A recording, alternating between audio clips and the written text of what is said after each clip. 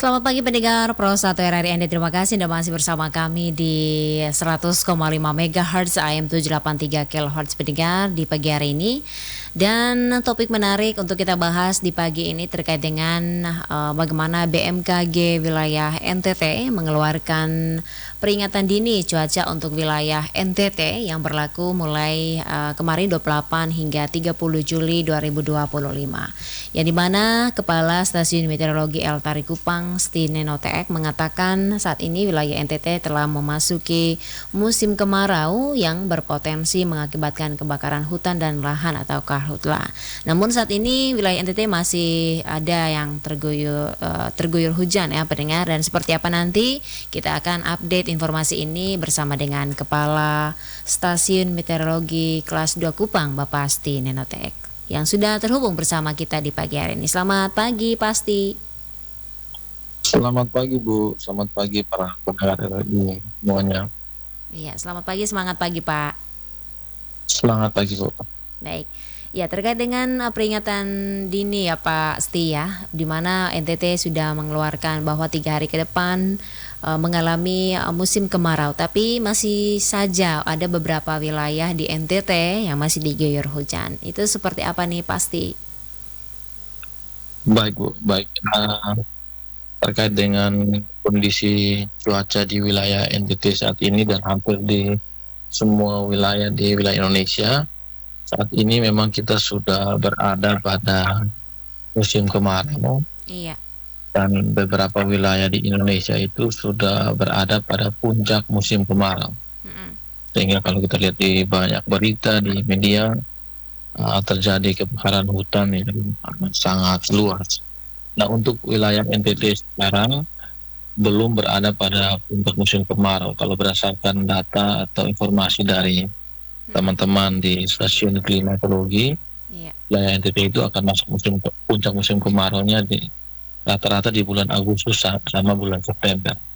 Karena di bulan Oktober itu sudah ada beberapa wilayah yang sudah masuk musim hujan lagi, seperti di wilayah Manggarai dan wilayah Ngada dan beberapa wilayah di dataran tinggi yang ada di Pulau Timur.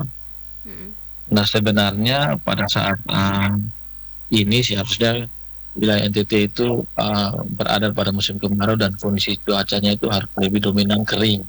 Iya. Tetapi di wilayah NTT saat ini sudah 2 hari terakhir, 2 sampai 3 hari terakhir, di wilayah Kota Kupang juga jadi hujan dengan intensitas yang ringan, yang sangat ringan sekali dengan tutupan awan yang sangat banyak dan berawan. Seharusnya di bulan-bulan seperti ini dominannya cerah berawan. Nah, ini disebabkan oleh beberapa hal. Yang pertama itu pengaruh utamanya itu yang biasa kita sebut dengan gelombang Rossby. Terus adanya itu pertemuan angin. Nah, seharusnya sekarang ini anginnya itu bertiup dominan dari timur. Nah, kalau angin bertiup dominan dari timur biasanya membawa massa udara yang kering. Berbeda kalau anginnya itu bertiup dari barat, dari benua Asia yang biasanya terjadi pada bulan Februari, itu membawa massa udara basah sehingga kita berada pada musim hujan. Tetapi saat ini anginnya bertiup dari timur, seharusnya bertiup dari timur. Tetapi pada saat ini kondisi anginnya itu melemah. Angin yang bertiup dari timurnya ini dalam beberapa hari ini melemah sehingga terjadi pertemuan angin antara dari barat sama dari timur sehingga meningkatkan pertumbuhan awan di wilayah NTT dan beberapa wilayah-wilayah di Indonesia, salah satunya wilayah NTT. Tapi kondisi ini tidak berlangsung lama, hanya berlangsung 3-4 hari dan maksimal 1 minggu. Dan selanjutnya kondisi akan kembali seperti kondisi pada saat musim kemarau yang dominan cerah berawan, terus disertai dengan anginnya yang kencang, terus kelembapannya yang rendah dan kondisi lingkungannya yang kering, seperti itu. Iya, baik.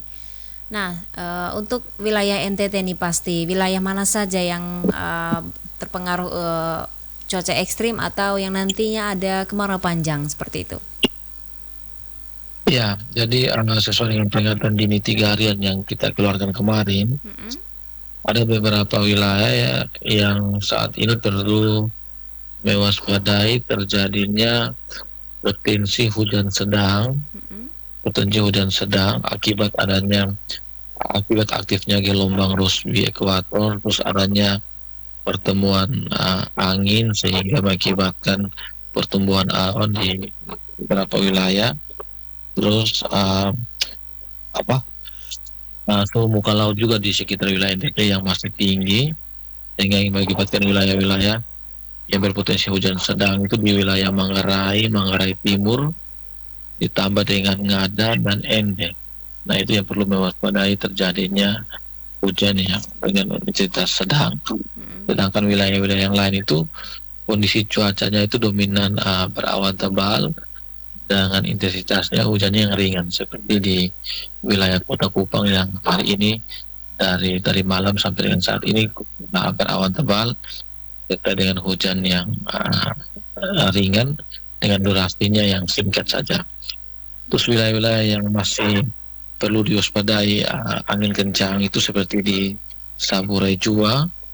Saburai Jua ini potensinya anginnya masih kencang, ditambah dengan Flores Timur, Sika, dan wilayah ND juga. Iya. Kami prediksi wilayah ND-nya juga hari ini terjadi angin kencang, terutama di Mm-mm. wilayah dataran rendah. Itu yang perlu diwaspadai. Oke, baik.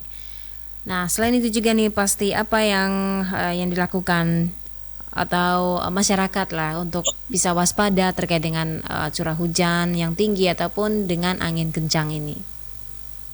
Iya, jadi kondisi sekarang ini dominannya itu musim kemarau. Dan biasanya kalau musim kemarau itu disertai dengan angin kencang dan kondisinya yang kering, nah itu dampaknya atau sangat berakibat itu terhadap kebakaran hutan.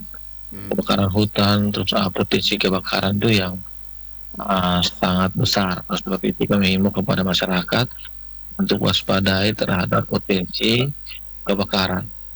Kalau di perairan perlu waspadai juga potensi angin kencang dan gelombang tinggi. Apabila masyarakat ingin melaut, kami harapkan apabila kalau ada sudah terjadi tanda-tanda alam anginnya yang kencang dan gelombang yang tinggi, mungkin perlu dibatasi aktivitas di laut, dan kalau melaksanakan aktivitas mungkin menggunakan kapal-kapal yang besar seperti itu.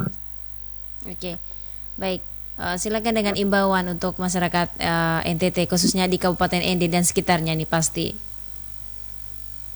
Iya, Ah, jadi kami himbau kepada masyarakat di wilayah ND khususnya, dan juga kami prediksi hari ini potensinya juga angin kencang di sekitar Flores Timur, Sika, dan NB. mm-mm. Kami harapkan kepada masyarakat untuk mewaspadai terjadinya pohon tumbang akibat angin kencang, terus kebakaran hutan juga kami himbau kepada masyarakat apabila ingin membuka lahan untuk pertanian mungkin dibatasi dalam membuka lahan dengan menggunakan membakar hutan atau membakar lahan, karena kalau terjadi angin kencang dan terjadi kebakaran, kebakarannya akan meluas merambat ke tempat-tempat yang lain.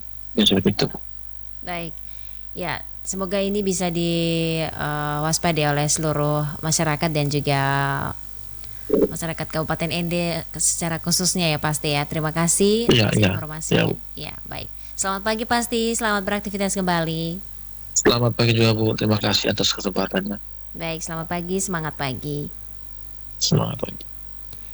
Ya, pendengar, demikian ya informasi atau peringatan dini yang dikeluarkan oleh BMKG Eltari Kupang, yang dimana dari tanggal 28 hingga 30 mengeluarkan peringatan dini, dan semoga ini kita bisa waspada ya terkait dengan angin kencang maupun hujan ringan yang terjadi, yang pada saat ini juga wilayah Kabupaten ND tadi sedang diguyur hujan dari tadi pagi.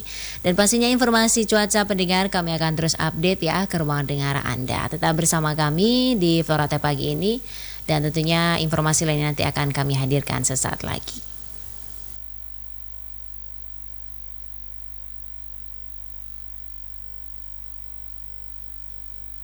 Florata pagi ini.